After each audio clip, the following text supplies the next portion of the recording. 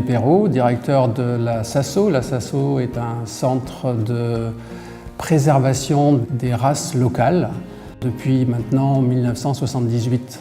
Il y a plusieurs activités que nous faisons. D'abord, nous préservons les qualités des souches que nous avons en garde, c'est-à-dire que nous les élevons en essayant de respecter la généalogie, c'est-à-dire leur origine, en préservant aussi leur qualité pour le produit final qu'elles sont susceptibles de produire, et c'est-à-dire le poulet Saint-Sevé par exemple.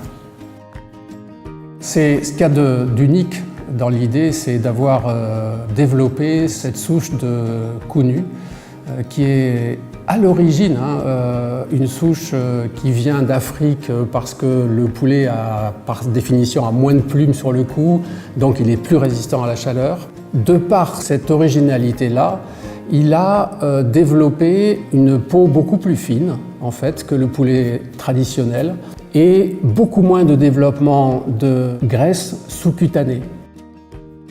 Le cycle naturel de transformation de l'œuf en poussin, c'est 21 jours pour la poule. Et ces 21 jours se passent en deux temps. Donc il y a une phase d'incubation sur laquelle on va assurer le retournement, le chauffage de l'œuf et le maintien dans sa bonne humidité. La poule couve naturellement et dans un couvoir, on remplace la poule par des machines qui permettent de faire le même travail.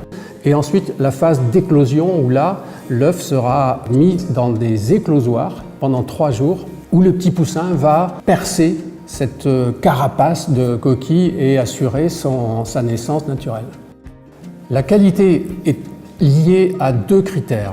La croissance lente, ça c'est un des piliers du poulet Saint-Sevé, c'est clair.